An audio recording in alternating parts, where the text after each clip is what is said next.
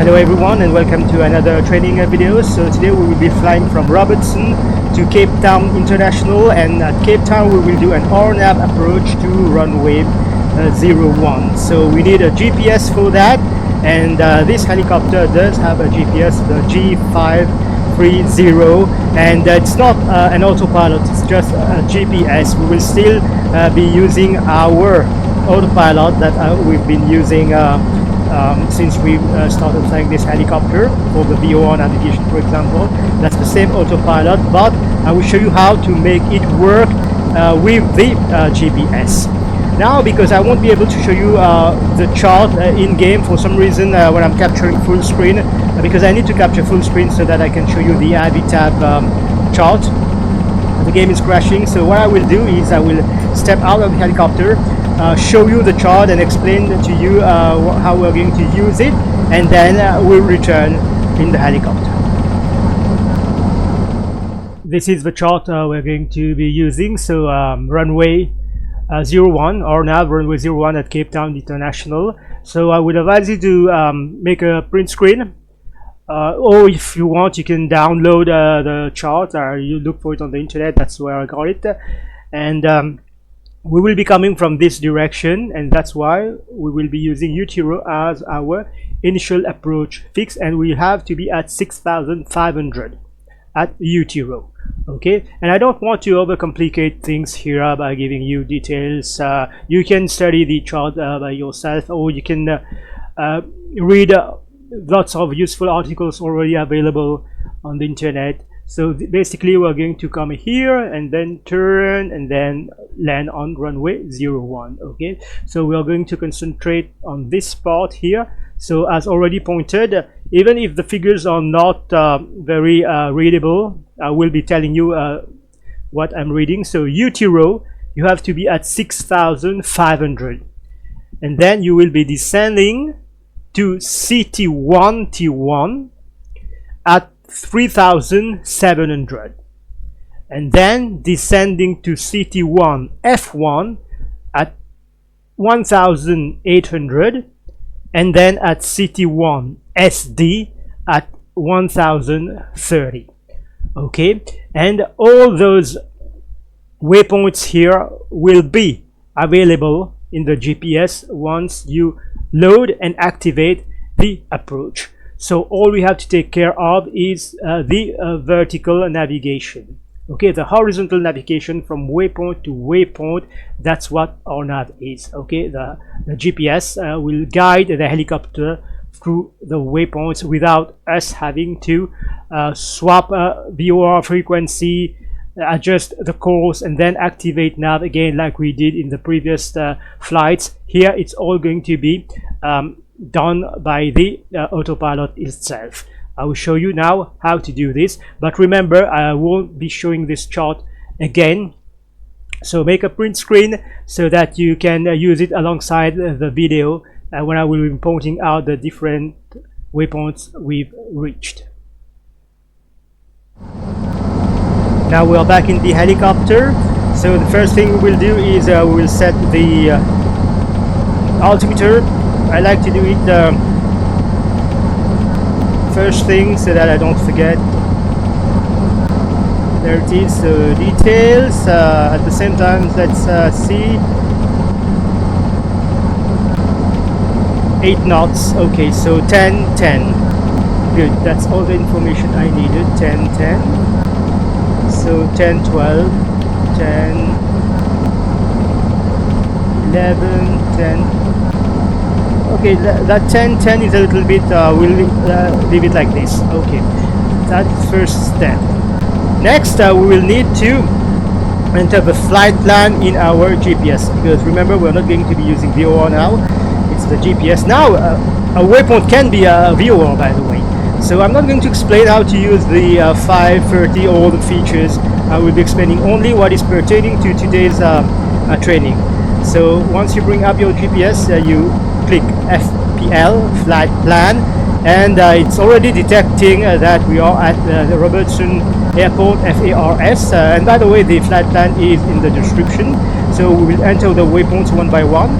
So we push this, we click, when it shows a hand with the pointer, and then we use the outer ring to go up and down. Okay, position it here, the next waypoint, and to select the first waypoint we have to enter it manually, and we need to use the inner knob this time.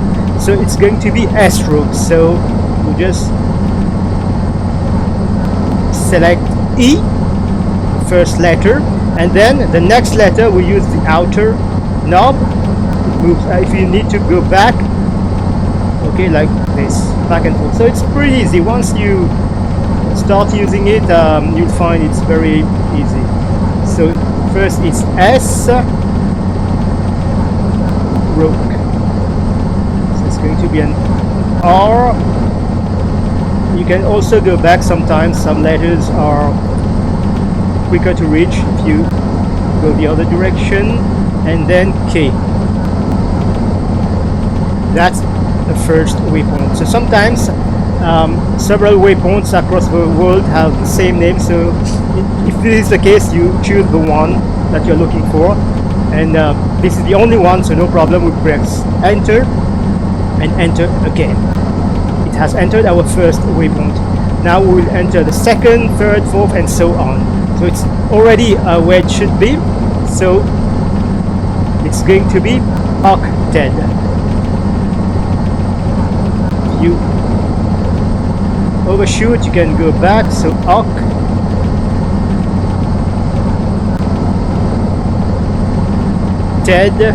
T E and D. Octet. Enter. And now, as you saw on the chart, I'm gonna use UTIRO as initial approach fix, and I like to enter it as a waypoint. So this way, I'm already flying towards this waypoint, and when I activate the approach, it will usually fly towards the vector you have chosen. You will understand what I mean in a moment. So for now, just remember that the initial approach fix is being entered as a waypoint to UT.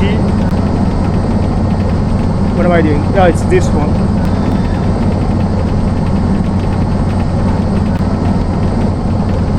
R O, and then the airport. Okay, UTIRO, then arrival airport, which is going to be F A C and T. There you are. Enter, enter. That's our waypoint. All our waypoints. That's the flight plan. Now, since we are on the ground, I like to already, choose the approach. You can do it in the air, but I like to do it while still on the ground. So select approach, enter. So it's RNAV runway 1. Okay, so you use the outer knob and you press enter, and then as you can see, it's going to tell us which vector we want to choose. So even if you don't choose UTIRO as a waypoint, when you activate the approach, it will fly to UTIRO. But if you are not flying to UTIRO, it will then deviate to UTIRO. So that's why I like to have the IAF as a waypoint. This way I'm already heading towards UTIRO, and when I activate the approach, no problem, I'm already going there. Okay, so I hope you understand what I'm trying to say here. So it's UTIRO and enter. Now it's asked load or activate. We're not going to activate because we don't need the approach now. We're just loading it. We will use it after. So we press enter, and now we have loaded the approach. So we have our flight plan. As you can see, all those how to say this, the waypoints that we saw in the chart, they are all here, and we will use them when we will be descending towards the runway. Because remember, now the GPS is only going to take care of the navigation. Okay, here you won't be able to see it, but once we are flying, you will be able to see it. So like we were doing before, we had to input the frequencies and then select the course, and then select nav, and when we reach it, we put the heading bug and the course to match. We select heading and then swap and then course. We don't have to do this now. All this will be taken care of by the GPS, provided you tell, okay, the autopilot to use the GPS as navigation. Here it is on V-lock, and you see here it's not activated, and when you press TDI to choose GPS, now it's activated, and the course has nothing to do. Okay, the course has nothing to do, but of course the needle are not going to disappear. Okay, and what I like to do also is I look at my flight plan. So the heading to ESRUK will be 234. So what I will do is I will put my heading bug to 234. And by the way, on this helicopter, that green arrow is pointing towards our selected source. So ESRUK is the source, so it's already pointing at ESRUK.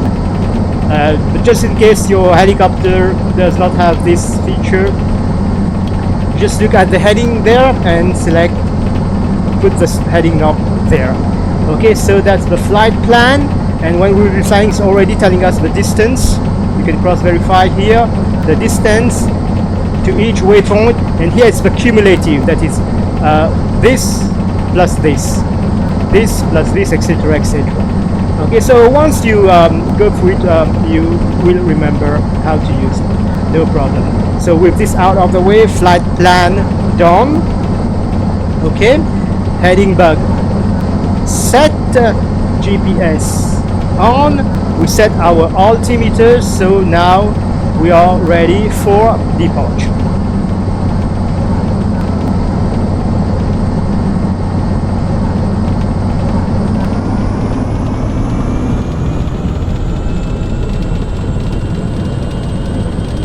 Now I'm not going to show the entire flight because once we're in the air, like I said, it's GPS guidance, so there's not much to do. So I will just show you how it swaps from one waypoint to the other.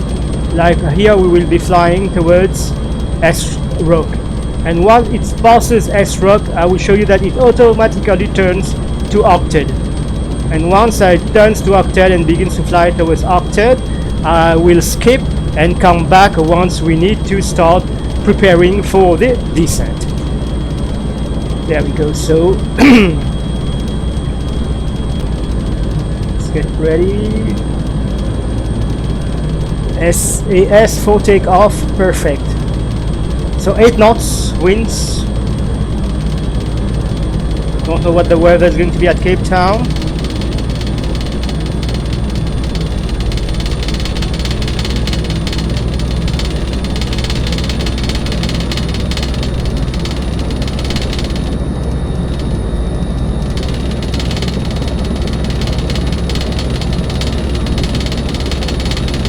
So for this time, the runway is very close, so we will take off from the runway.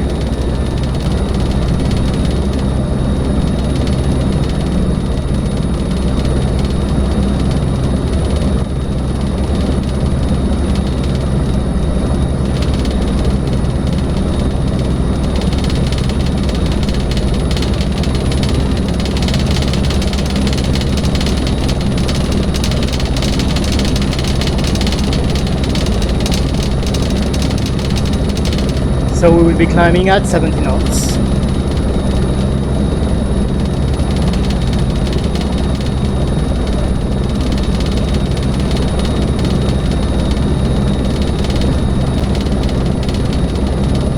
So ready, turning to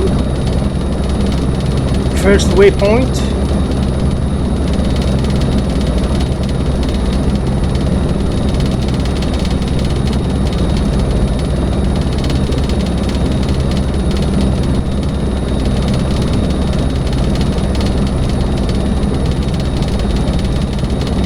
now switching to ATT. Now airspeed. Airspeed 70 important, and then we'll set our altitude at 7,500. So as you can see, this part is going to be as we've been doing, and there you go. And as you can see, it's tracking the ESRUK by itself. No need to select course and everything. That's what GPS navigation is. Okay. So now if you have the G1000, you have the autopilot integrated with it. I have a helicopter with the G1000. Maybe it can be shown in a different video. And of course, you can do any approach with it, not just RNAV. Because as you saw in the approach, you had the ILS and all. But this time I chose RNAV just because we haven't done RNAV yet, and we need a GPS for that. So it's too bad I can't show you the chart in game. As I explained, it was crashing well before when I was full capture on capture full screen on OBS. But now as you can see, we're on the air, no problem, and hopefully we will be able to complete the flight. So if ever you find that I'm kind of the video is ending abruptly, and then you have a next sequence, it meant that it crashed and I had to unfortunately redo that part of the flight. But anyway, so we're climbing. It's gonna take a while. So in the meantime, I will explain to you, even if we are not going to use it now, we will use it when we are going to descend, what VNAV is. That's also a part of the tutorial. So VNAV, we can already set it up, but like I said, it will only be used when we will be descending. So our target altitude, if you remember, we need to be at UTIRO at 6,500. So we don't have the cursor, so we click here. Okay, and then unfortunately you have to select it in increments of 100. We'll choose 6,500. That's the altitude we want to be. Okay, MSL means sea level, we will leave it there. And let me choose the target position first, and then I will choose this so that you better understand. We need to be at UTIRO at 6,500, so the target position will be UTIRO. Okay, and you just use those the inner cursor to choose. As you can see, you have all the waypoints that you entered. We are going to choose UTIRO, and you don't. I don't want to be exactly at 6,500 at UTIRO. I want to be there, let's say 2 nautical miles before. So I'm gonna choose 2 nautical miles, so I have time to prepare. Okay. So what it's going to tell me is when I need to descend, and I want to descend at 500 feet per minute. Okay, now we don't have any additional information. Why? It's because our target altitude is higher than our current altitude. Okay, but since we were climbing doing nothing, I explained this part already. And once we are higher than our target altitude, it will tell you the status. That is when you need to start the descent. There will be a timer here in 20 minutes, in 10 minutes, and depending on the distance and your airspeed, of course. And also here it will propose to you a descent rate. If ever you want to descend immediately, then you can choose that descent rate and you will get 2 nautical miles before UTIRO at 6,500 feet.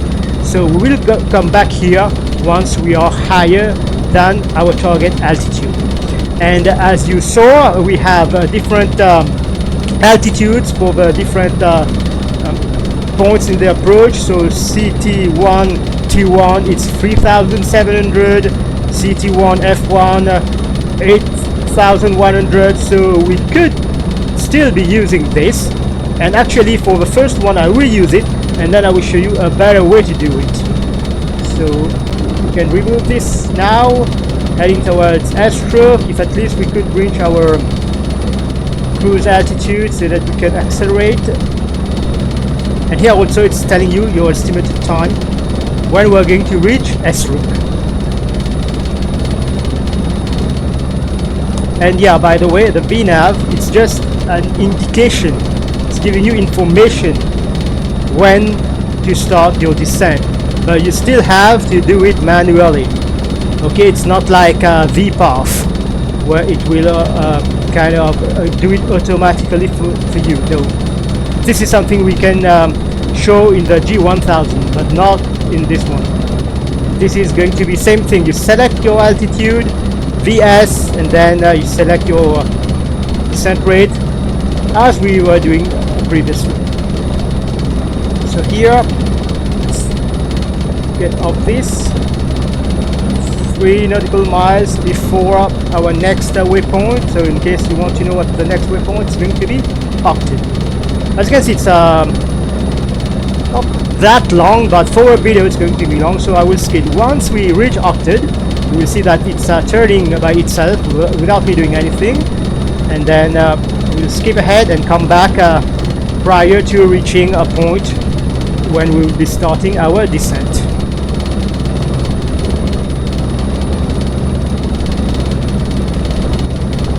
Otherwise, here you have your ground speed already pointed out here, and you can also the range, choose the range here. Okay, OKTED, and then see it already has all the waypoints for the approach. So I like to leave it at around 10. So where are we? Still climbing.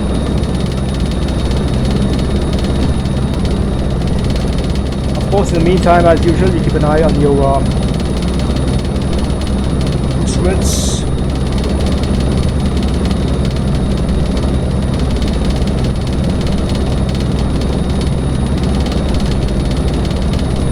So it seems that we might reach ESRUK and our target altitude more or less at the same time, or maybe the altitude first. Once it turns green, let me show you what I mean here. Ooh. Once this turns green, it captures this, so you can press it again and do changes. It won't make any difference. It has already captured the altitude you selected here. So this is done. We're going to accelerate to 130, and here we go. I'm not doing anything, I'm just showing you the GPS. It will turn to the next there it is. It's starting, as you can see. It is starting. Now, because it's glitchy and all, you know how those things work, it's gonna dance. Now, it was not that big of a turn, but when it's an almost 90-degree turn, you will see. It's glitchy sometimes, but you have to be prepared for that thing you want. So there you are. I didn't have to swap frequency or anything, I just input the flight plan, and no matter how many waypoints you have, 1, 2, 3, 4, 10, it will keep going from one waypoint to the other, and that's what it will do for the approach too. So that's what it's called RNAV, and you need a GPS for that. So that part is done. You saw how it works, and we are at 130 feet at our cruising altitude. So I will just skip ahead, and we will see again once we are about to prepare for the descent, when we will go into more details about how VNAV works. So see you in a moment. So welcome back. Actually the game crashed, so I had to do part of the flight again. So we are about, as you can see, to begin descent. So first thing is I'm gonna reduce airspeed, and you will see that this time will increase because obviously we won't be going as fast as we were. So I will reduce initially to, let's say, 100 and get the chart ready as I recommended you to make a screenshot so you can alt tab to it. And already, as you can see, the time is increasing because we are reducing our airspeed. So to recap, this VNAV feature is just giving you information. It's not going to do anything. So once again, we selected our target altitude, so we want to be at 6,500 feet, 2 nautical miles. You can choose before or after, and you can choose any value here. Okay, you can choose any value. Is here also you can select any altitude. So I chose 2 nautical miles, and here you will have all the waypoint left that you can fly. Okay, that's one thing. We are preparing for the descent, and it's already telling me to descend to target. So that's when I will kind of here 6.5. Actually, I should have already done that, but because of that crash thing.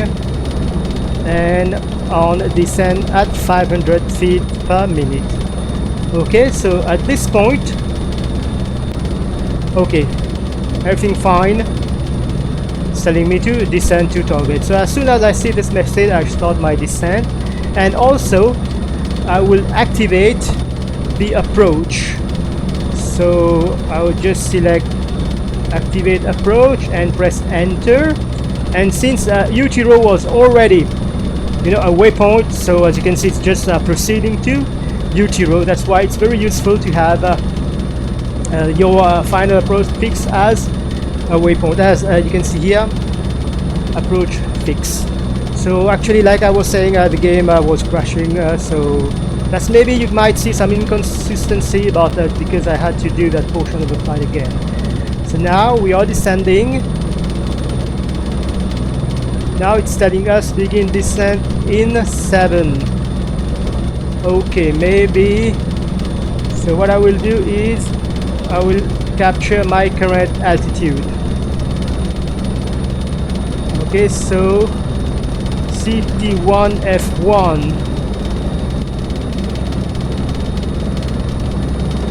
Oh, that crashed caused a lot of confusion actually.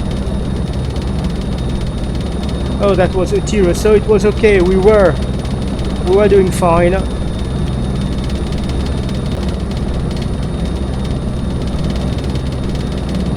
It was okay. It swapped to the next waypoint automatically, so we're doing fine.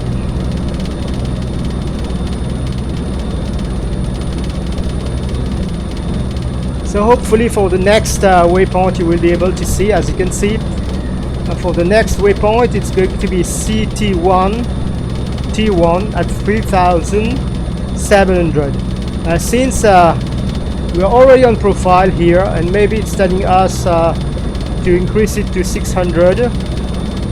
Okay, it's just indications.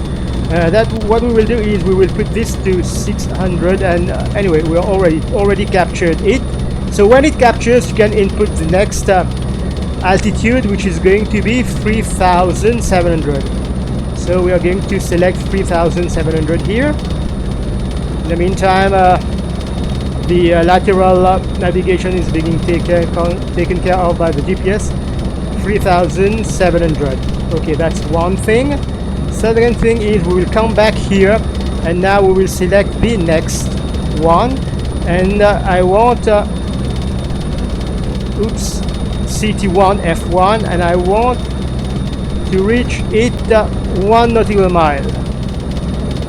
Okay, 1 nautical mile. Target altitude of, once again, 3,700. So it's already telling me to descend to target. So that's what I was saying. I'm already descending. So descend to target 800 feet. Okay, so what I will do, I will activate this one, 800 feet.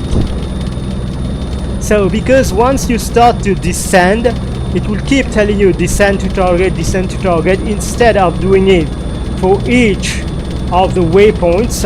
You have the UTIRO, CT1, F1, CT1, T1, CT1, F1, etc. I'm going to select the lowest altitude. So in this case, it's CT1 SD 1030. I'm gonna select directly the 1030, so that it will keep descending. You understand what I mean? Instead of having to each and every time do it, I will just select 1030. Okay, so now it's going to descend 1030, and just to monitor what's going on here, I can input the 1030 here also. It's like that. It's not going to give me 1030. I will input 10, and I will input the last one, which is CT1 SD, and it's telling me around 600. Okay, so this is how you use the VNAV. So I will say okay, no problem, 600. So I will come back here and I will keep monitoring this. I hope you understand this part, because you have UTIRO, CT1 T1, CT1 F1. Instead of using this feature each and every time, by the time you are inputting the data, it's already time to descend to target. It's better once you start your descent. What I like to do is I look at the lowest altitude. In this case, it's going to be 1030 as per the chart, and I will input it, and I will input the position it's supposed to be. So it's CT1 SD, and that's it. I just select my flight path here, 500 feet per minute, and I let it descend. So here it's telling me 600, so I keep monitoring this, no problem. And like I said, this part is being taken care of by the GPS, so no problem here. And actually I will go ahead and reduce my speed to 80 knots, and we will have to adjust our descent rate because we are reducing speed. So let the helicopter decrease airspeed slowly, and as you will see, okay, this too is going to change. So let it stabilize at 80 knots, and then once it's stabilized at 80 knots, one thing, because of that crash, everything got you know, I forgot to check what's the, is it FACT? FACT it is. So details. Ooh, 14 knots of wind, so it's going to be windy. 10, 13. So we will have a straight windsock. Okay, 10, 13. We're going to input 10, 13 there. And if you change it, maybe we will have to activate this again. So 10, 11, 12, 13. There you are. Is it still descending? Have a look, no problem. So let's keep an eye. Now it's telling us 500. So okay, sir, 500. And let's get back to, and we will leave it to 500 because it's more or less the right profile now. There you go. So once again, when you have those 90 degrees turn, the helicopter is going to kind of swing to the left, swing to the right. What do you want? That's the way it is. So 1 nautical miles to CT1 T1. So it's still going through the waypoints one by one according to the approach, and that's why it's good to already load the approach beforehand, so that you have a much easier time. Of course, in real life, the only crash is the helicopter itself is going to crash, but here on desktop, the game can crash. Actually, I'm using a different capturing software, and we'll see how it goes. Maybe it's explained because I don't know. Unfortunately, as you can see here, it's supposed to turn, still not turning. Now it turns, and now it recognizes that this is leg, and now it dance left right thing. Okay, so once, but anyway, I don't use GPS that much, to be honest, in this helicopter. I mean, not that I fly only using VOR, but it's a mix of everything. So we are still descending.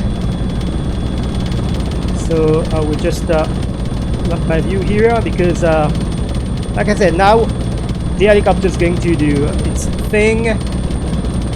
Actually, we might want to increase a little bit, but as long as you have the figure 5 here and maybe it's standing more towards the 600, it has passed the midpoint.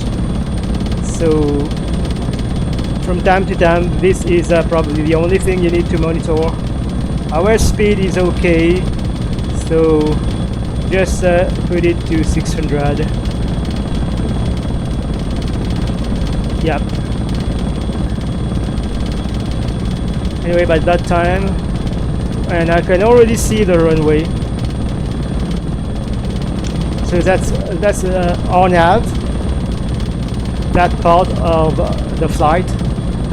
When we entered the waypoint and selected the approach and everything, and helicopter was being guided by the GPS through the different waypoints. That's the RNAV part, and now we are doing the VNAV part. Actually, we already did the VNAV part. And as you will see, it will oscillate 500, 600, 500, 600. So we'll leave it where it is, because anyway it will stabilize at 1030. And by that time we will already be close enough to switch to manually hand flying the helicopter.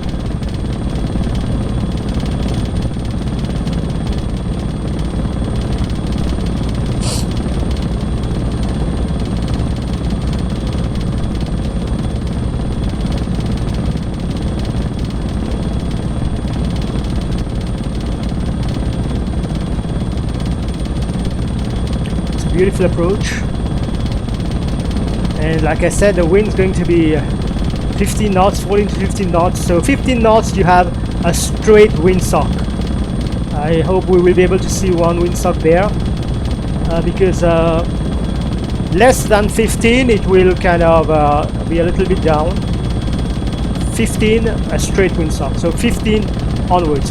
So 15 actually for helicopter it's a lot of wind.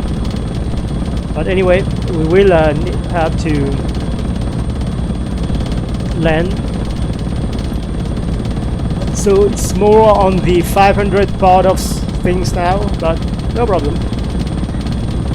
We'll keep descending using this profile. And as you can see, the runway here.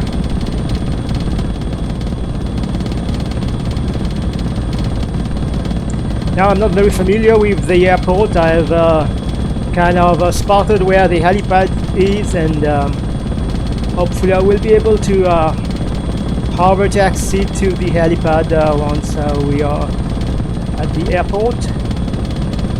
Last check, 5, more on the 500 side of things now, clearly on the 500 side of things, so I will just choose 500. So this is how that VNAV thing works. Now if you have VPOF, it will take care of it automatically, but the G1000 have it, not this one. So this you still have to use your autopilot to make it descend. And now I think I will it has done its part. Okay, the GPS has done its part. And there it is, we are flying towards the runway, and yeah, and you can see the wind already starting to mess things up a little bit. And I will actually deactivate the autopilot a bit sooner because, like I said, the collective here is not matching my thruster of the HOTAS. So by the time I just did, and with the wind and everything. So once again, let's check with direction. 170. Okay, so to have an idea where the wind is coming from, there it is. Oops, wrong button. 170.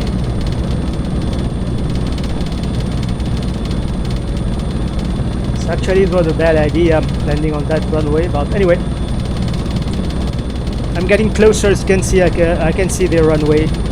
So with all that crazy thing going with the collective and the wind and all, I will manually fly the helicopter now.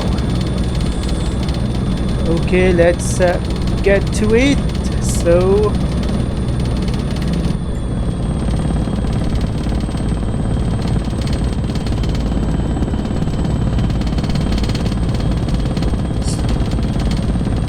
okay, manually flying the helicopter. And by the way, with the GPS you can also select ILS, like I said, ILS approach, UR and all that thing, as long as the airport has those options.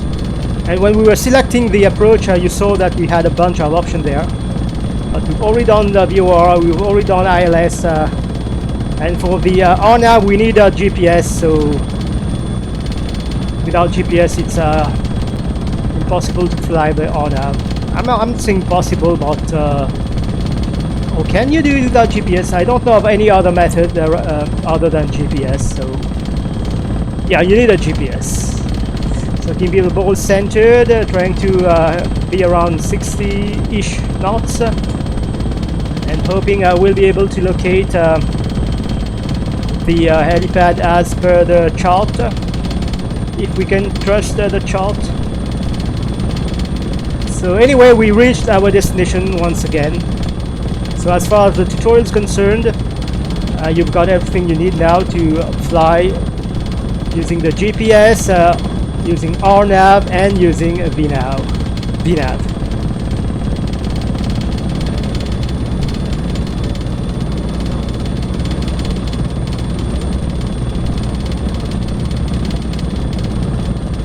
Now let's locate that. So anything from here is bonus. Okay, the tutorial part is covered. And look at the windsock. Can you see the windsock? Oh, you will look at the windsock later. Concentrate on the helicopter first. Hope you will see another windsock ahead. It's going to be straight. I'm not saying like what, but it's gonna be straight. So both feet on the pedals, because with that type of wind, should be ready for look at the windsock. Can you see the windsock on the left? Anyway, that's where we're going to turn. That's a nice harbor taxi going on there. It's not really an air taxi, and look at the windsock. See how straight it is? And I almost missed my turn because of that windsock. Now you can see it clearly. There it is, straight windsock. So we have to pay attention. And where are you, Mr. Helipad? I hope I still remember where to find you. Based on what I saw, we go straight here, or maybe I should have turned.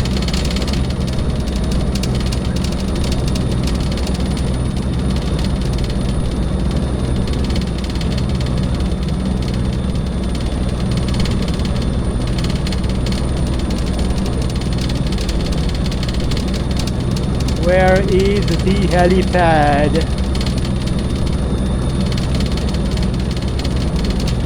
Anyway, I kind of forgot where it is actually, but no problem. We'll just keep going until we find a place where we can safely put the helicopter.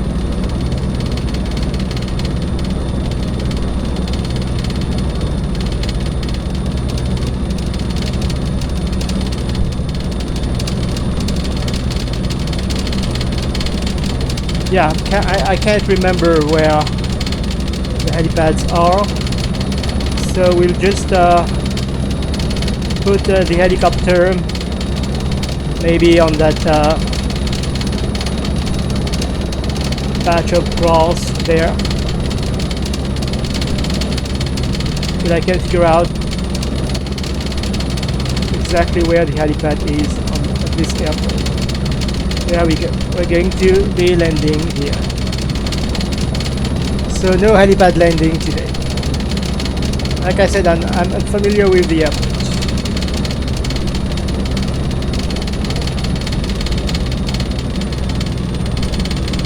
There we go. No helipad landing, no problem. We did what we were supposed to do. We showed the VNAV, the GPS, how to input your flight plan and how to activate it, couple it so that the autopilot follows the GPS, how to select the approach and let the helicopter fly the approach, activate the approach and all, and we also saw VNAV in action. So I hope you find this video helpful. If you do, please leave a like and subscribe to the channel, and I will see you in another video. Until then, take care. Bye bye.